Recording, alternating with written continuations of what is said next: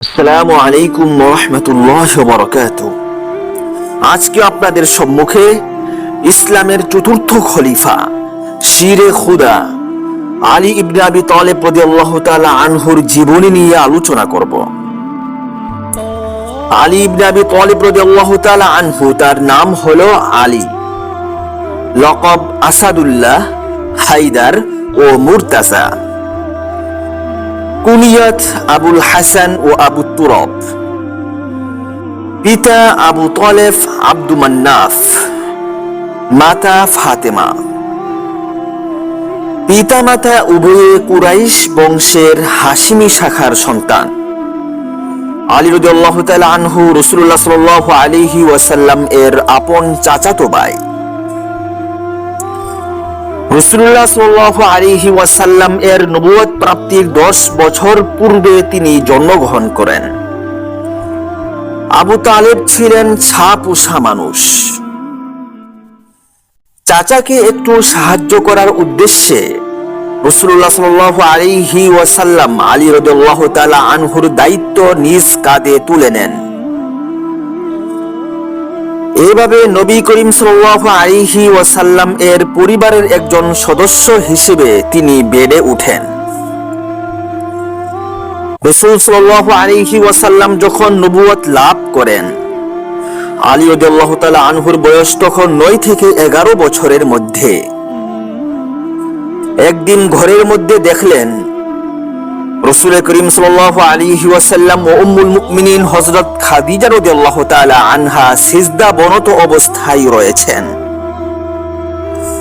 অবাক হয়ে জিজ্ঞেস করলেন, এ কি? আলী রাদিয়াল্লাহু তাআলা আনহুকে উত্তর দেওয়া হলো, এক আল্লাহর ইবাদত করছি, তোমাকেও এর দাওয়াত দিচ্ছি। আলী রাদিয়াল্লাহু তাআলা আনহু তার মুরব্বির দাওয়াত বিনা দ্বিধায় কবুল করে নিলেন, মুসলমান হয়ে গেলেন।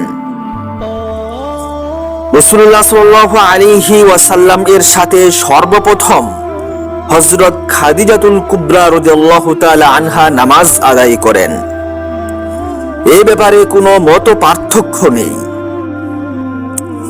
অবশ্য আবু বকর, আলী ও যায়েদ রাদিয়াল্লাহু তাআলা আনহুম আজমাইন, এই 3 জনের কে সর্বপ্রথম ইসলাম ধর্ম কবুল করেছেন সে সম্পর্কে মতভেদ রয়েছে।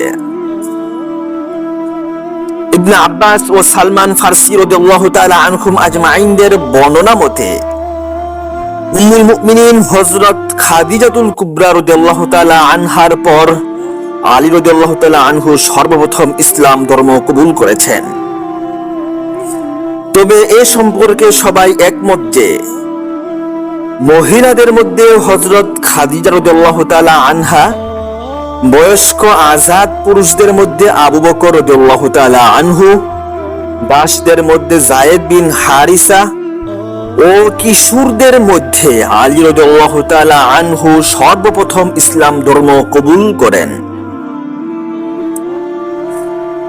নবুয়তের 3য় বছরে রাসূল করিম সাল্লাল্লাহু আলাইহি ওয়াসাল্লাম হুকুম দিলেন আলী রাদিয়াল্লাহু তাআলা আনহুকে, কিছু লোকের আপ্যায়নের ব্যবস্থা করো। আব্দুল মুত্তালিব খানদানের সব মানুষ উপস্থিত হলো।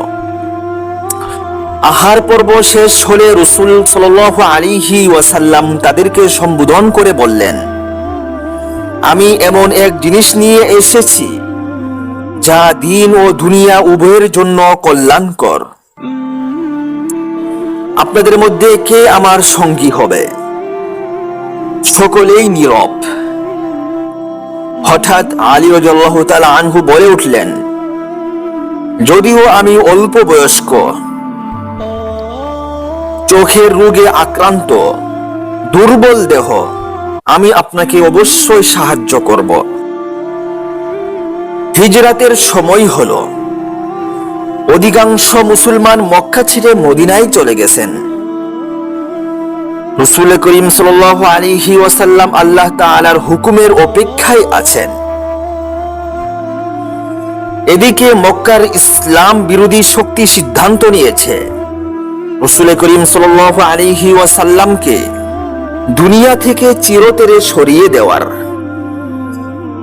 আল্লাহ তাআলা তার রাসূল সাল্লাল্লাহু আলাইহি ওয়াসাল্লামকে এই খবর জানিয়ে দেন।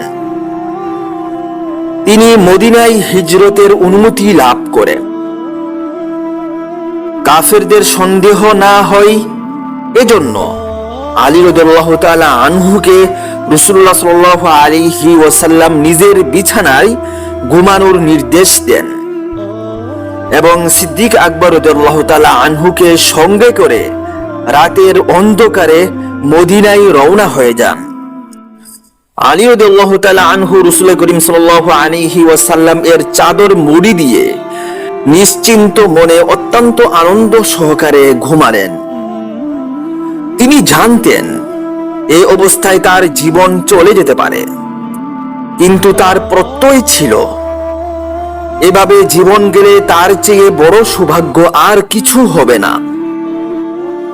সুবহে সাদিকের সময় মক্কার পাষণ্ডরা তাদের অসৎ উদ্দেশ্যে ভেতরে প্রবেশ করে দেখতে পেল রাসূল করিম সাল্লাল্লাহু আলাইহি ওয়াসাল্লাম এর স্থানে তারই এক ভক্ত জীবন কুরবানির জন্য প্রস্তুত হয়ে শুয়ে আছে। তারা ব্যর্থ হয় এবং আল্লাহ তাআলা আলী রাদিয়াল্লাহু তাআলা আনহুকে হেফাজত করেন। এই হিজরত প্রসঙ্গে হযরত আলী রাদিয়াল্লাহু তাআলা আনহু বলেন, রাসূলুল্লাহ সাল্লাল্লাহু আলাইহি ওয়াসাল্লাম মদিনায় রওনা হওয়ার পূর্বে আমাকে নির্দেশ দিলেন আমি মক্কায় থেকে যাব এবং লোকদের যেসব আমানত তার কাছে আছে তা ফেরত দেব। এজন্যই আল্লাহ রাসূল সাল্লাল্লাহু আলাইহি ওয়াসাল্লামকে আল আমিন বলা হতো। আমি 3 দিন মক্কায় থাকলাম, তারপর রাসূলুল্লাহ সাল্লাল্লাহু আলাইহি ওয়াসাল্লাম এর পথ ধরে মদিনার দিকে বেরিয়ে পড়লাম। অবশেষে বনি আমর ইবনে আউফ, যেখানে রাসূল সাল্লাল্লাহু আলাইহি ওয়াসাল্লাম অবস্থান করছিলেন, সেখানে আমি উপস্থিত হলাম। মাদানী জীবনের সূচনাতে রাসূল সাল্লাল্লাহু আলাইহি ওয়াসাল্লাম যখন মুসলমানদের পরস্পরের মধ্যে মুআখাত অর্থাৎ দ্বীনি বারাত্তি সম্পর্ক কায়েম করেছিলেন, তিনি নিজের একটি হাত আলী রাদিয়াল্লাহু তাআলা আনহুর কাঁধে রেখে বলেছিলেন, আলী, তুমি আমার ভাই, তুমি হবে আমার এবং আমি হব তোমার উত্তরাধিকারী। হিজরি 2য় সনে হযরত আলী রাদিয়াল্লাহু তাআলা আনহু রাসূল করিম সাল্লাল্লাহু আলাইহি ওয়াসাল্লাম এর জামাই হওয়ার গৌরব অর্জন করেন। রাসূলুল্লাহ সাল্লাল্লাহু আলাইহি ওয়াসাল্লাম এর প্রিয়তম কন্যা খাতুনে জান্নাত হযরত ফাতিমা রাদিয়াল্লাহু তাআলা আনহার সাথে তার বিয়ে হয়। ইসলামের জন্য হযরত আলী রাদিয়াল্লাহু তাআলা আনহুর অবদান অবিস্মরণীয়। রাসূল করিম সাল্লাল্লাহু আলাইহি ওয়াসাল্লাম এর যুগের সকল যুদ্ধে সবচেয়ে বেশি সাহসিকতা ও বীরত্বের পরিচয় দিয়েছেন আলী রাদিয়াল্লাহু তাআলা আনহু। এই কারণে হুজুর সাল্লাল্লাহু আলাইহি ওয়াসাল্লাম তাকে হায়দার উপাধি সহ জুলফিকার নামক একখানি তরবারি দান করেন। একমাত্র তাবুক অভিযান ছাড়া সকল যুদ্ধে তিনি অংশগ্রহণ করেন। বদরে তার সাদা পশমি রুমালের জন্য তিনি চিহ্নিত ছিলেন। কাতাদা রাহমাতুল্লাহি আলাইহি থেকে বর্ণিত, বদর সহ প্রতিটি যুদ্ধে আলী রাদিয়াল্লাহু তাআলা আনহু ছিলেন রাসূলুল্লাহ সাল্লাল্লাহু আলাইহি ওয়াসাল্লাম এর পতাকাবাহী। উহুদে যখন অন্য সব মুজাহিদ পরাজিত হয়ে পলায়নরত ছিলেন, তখন যে কজন মুষ্টিময় সৈনিক রাসূলুল্লাহ সাল্লাল্লাহু আলাইহি ওয়াসাল্লামকে কেন্দ্র করে বেষ্টন রচনা করেছিলেন, আলী রাদিয়াল্লাহু তাআলা আনহু তাদের একজন। অবশ্য পলায়নকারীদের প্রতি আল্লাহ তাআলার ক্ষমা ঘোষিত হয়েছে। ইবনে ইসহাক থেকে বর্ণিত, খন্দকের দিনে আমর ইবনে আবদে উদ বর্ম পরে বের হলো। সে হুঙ্কার ছেড়ে বলল, কে আমার সাথে দ্বন্দ্ব যুদ্ধে অবতীর্ণ হবে? আলী রাদিয়াল্লাহু তাআলা আনহু উঠে দাঁড়িয়ে বললেন, হে আল্লাহর নবী, আমি প্রস্তুত। রাসূল সাল্লাল্লাহু আলাইহি ওয়াসাল্লাম বললেন, এ হচ্ছে আমর, তুমি বসো। আমর আবার প্রশ্ন ছুড়ে দিল। আমার সাথে লড়বার মতো কি কেউ নেই? তোমাদের সেই জান্নাত এখন কোথায় যাতে তোমাদের নিহতরা প্রবেশ করবে বলে তোমাদের ধারণা? তোমাদের কেউই এখন আমার সাথে লড়তে সাহসী নয়। আলী রাদিয়াল্লাহু তাআলা আনহু উঠে দাঁড়ালেন, বললেন, ইয়া রাসূলুল্লাহ সাল্লাল্লাহু আলাইহি ওয়াসাল্লাম, আমি প্রস্তুত। রাসূল সাল্লাল্লাহু আলাইহি ওয়াসাল্লাম বললেন, বসো। আলী রাদিয়াল্লাহু তাআলা আনহু আবারও উঠে দাঁড়িয়ে আরজ করলেন, ইয়া রাসূলুল্লাহ সাল্লাল্লাহু আলাইহি ওয়াসাল্লাম, আমি প্রস্তুত। রাসূলুল্লাহ সাল্লাল্লাহু আলাইহি ওয়াসাল্লাম বললেন, সে তো আমর। আলী রাদিয়াল্লাহু তাআলা আনহু বললেন, তা হোক। এবার আলী রাদিয়াল্লাহু তাআলা আনহু অনুমতি পেলেন। আলী রাদিয়াল্লাহু তাআলা আনহু তার একটি স্বরচিত কবিতা আবৃত্তি করতে করতে আমরের দিকে এগিয়ে গেলেন। আমর জিজ্ঞেস করল, তুমি কে? বললেন, আলী। সে বলল, আব্দে মান্নাফের ছেলে? আলী বললেন, আমি আবু তালিবের ছেলে আলী। সে বলল, ভাতিজা, তোমার রক্ত ঝরানো আমি পছন্দ করি না। আলী রাদিয়াল্লাহু তাআলা আনহু বললেন, আল্লাহর কসম, আমি কিন্তু তোমার রক্ত ঝরাতে অপছন্দ করি না। এই কথা শুনে আমর ক্ষেপে গেল। নিচে নেমে এসে তরবারি টেনে বের করে ফেলল। সে তরবারি যেন আগুনের শিখা। সে এগিয়ে আলী রাদিয়াল্লাহু তাআলা আনহুর ঢালে আঘাত করে ফেড়ে ফেলল। আলী রাদিয়াল্লাহু তাআলা আনহু পাল্টা এক আঘাতে তাকে ধরাশয়ী করে ফেললেন। এই দৃশ্য দেখে রাসূলুল্লাহ সাল্লাল্লাহু আলাইহি ওয়াসাল্লাম তাকবীর ধ্বনি দিয়ে ওঠেন। তারপর আলী রাদিয়াল্লাহু তাআলা আনহু নিজের একটি কবিতা আবৃত্তি করতে করতে রাসূলুল্লাহ সাল্লাল্লাহু আলাইহি ওয়াসাল্লাম এর কাছে ফিরে আসেন। সপ্তম হিজরিতে খাইবার অভিযান চালানো হয়। সেখানে ইহুদিদের কয়েকটি সুদৃঢ় কিল্লা ছিল। প্রথমে সিদ্দিক আকবর রাদিয়াল্লাহু তাআলা আনহু, পরে ফারুক আজম রাদিয়াল্লাহু তাআলা আনহুকে কিল্লাগুলি পদানত করার দায়িত্ব দেওয়া হয়, কিন্তু তারা কেউই সফলকাম হতে পারলেন না। নবী সাল্লাল্লাহু আলাইহি ওয়াসাল্লাম ঘোষণা করলেন, কাল আমি এমন এক বীরের হাতে ঝান্ডা তুলে দিব যে আল্লাহ ও তার রাসূলের প্রিয় পাত্র। তারই হাতে কিল্লাগুলির পতন হবে। পরদিন সকালে সাহাবীদের সকলেই আশা করছিলেন এই গৌরবটি অর্জন করার। হঠাৎ আলী রাদিয়াল্লাহু তাআলা আনহুর ঢাক পড়ল। তারই হাতে খাইবারের সেই দুর্জয় কিল্লাগুলো পতন হয়। তাবুক অভিযানে রওনা হওয়ার সময় রাসূল সাল্লাল্লাহু আলাইহি ওয়াসাল্লাম আলী রাদিয়াল্লাহু তাআলা আনহুকে মদিনায় স্থলাভিষিক্ত করে যান। আলী রাদিয়াল্লাহু তাআলা আনহু আরজ করলেন, ইয়া রাসূলুল্লাহ সাল্লাল্লাহু আলাইহি ওয়াসাল্লাম, আপনি যাচ্ছেন আর আমাকে নারী ও শিশুদের কাছে ছেড়ে যাচ্ছেন। উত্তরে রাসূল সাল্লাল্লাহু আলাইহি ওয়াসাল্লাম বললেন, হারুন যেমন ছিলেন মূসার, তেমনি তুমি হচ্ছ আমার প্রতিনিধি, তবে আমার পরে আর কোনো নবী নেই। নবম হিজরিতে মুসলমানদের নিয়ন্ত্রণে সর্বপ্রথম ইসলামী হজ অনুষ্ঠিত হয়। এ বছর হযরত সিদ্দিক আকবর রাদিয়াল্লাহু তাআলা আনহু ছিলেন আমিরুল হজ। তবে কাফেরদের সাথে সম্পাদিত সকল চুক্তি বাতিল ঘোষণার জন্য রাসূল করিম সাল্লাল্লাহু আলাইহি ওয়াসাল্লাম আলী রাদিয়াল্লাহু তাআলা আনহুকে বিশেষ দূত হিসেবে প্রেরণ করেন। দশম হিজরিতে ইয়ামানে ইসলাম প্রচারের জন্য হযরত খালিদ সাইফুল্লাহকে পাঠানো হয়। 6 মাস চেষ্টার পরও তিনি সফলকাম হতে পারলেন না, ফিরে এলেন। রাসূল করিম সাল্লাল্লাহু আলাইহি ওয়াসাল্লাম আলী রাদিয়াল্লাহু তাআলা আনহুকে পাঠানোর কথা ঘোষণা করলেন। আলী রাদিয়াল্লাহু তাআলা আনহু রাসূল সাল্লাল্লাহু আলাইহি ওয়াসাল্লামের কাছে উপস্থিত হয়ে বললেন, আপনি আমাকে এমন লোকদের কাছে পাঠাচ্ছেন যেখানে নতুন নতুন ঘটনা ঘটবে, অথচ বিচারের ক্ষেত্রে আমার কোনো অভিজ্ঞতা নেই। উত্তরে রাসূল সাল্লাল্লাহু আলাইহি ওয়াসাল্লাম বললেন, আল্লাহ তোমাকে সঠিক রায় এবং তোমার অন্তরে শক্তি দান করবেন। রাসূল করিম সাল্লাল্লাহু আলাইহি ওয়াসাল্লাম আলী রাদিয়াল্লাহু তাআলা আনহুর মুখে হাত রাখলেন।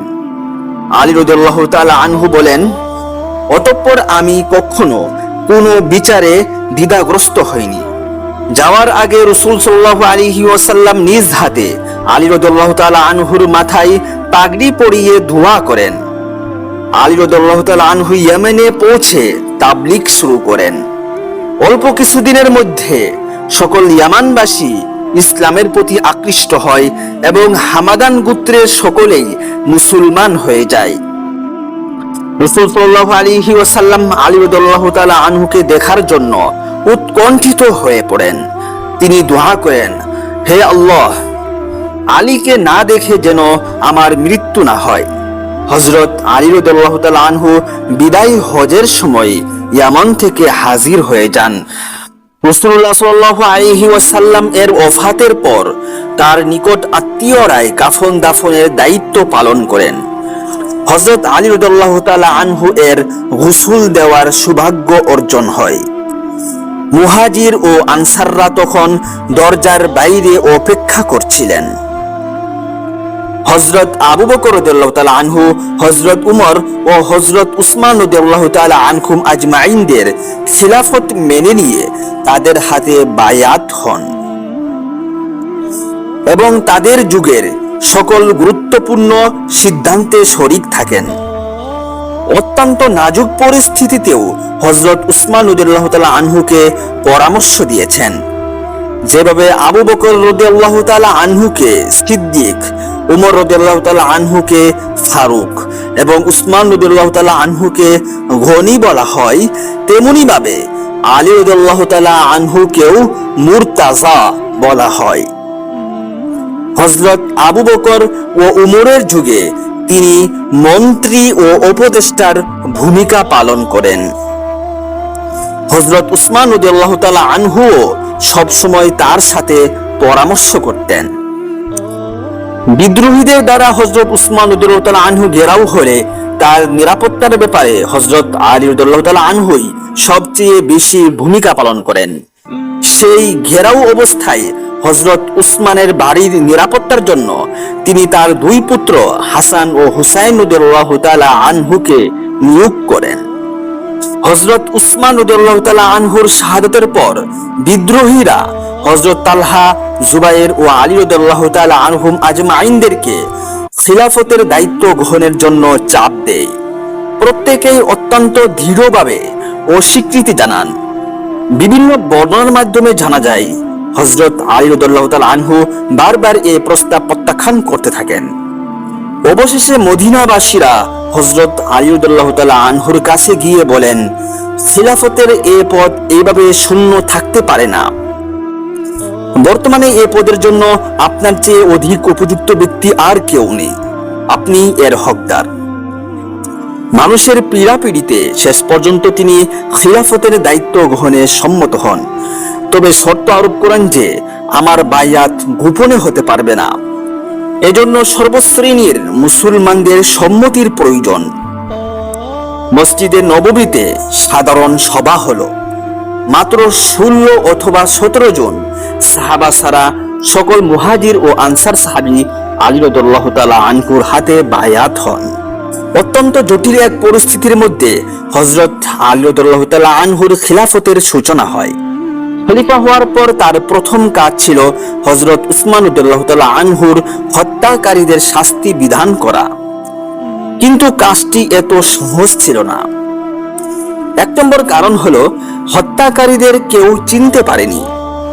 হযরত উসমান রাদিয়াল্লাহু তাআলা আনহুর স্ত্রী হযরত লাইলা হত্যাকারীদের দেখেছিলেন, কিন্তু তিনি তাদের কাউকে চিনতে পারেননি।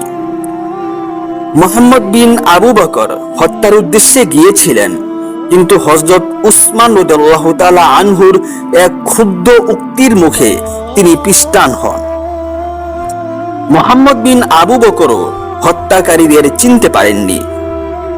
2 নম্বর কারণ হলো মদিনা তখন হাজার হাজার বিদ্রোহীদের কবজায় ছিল।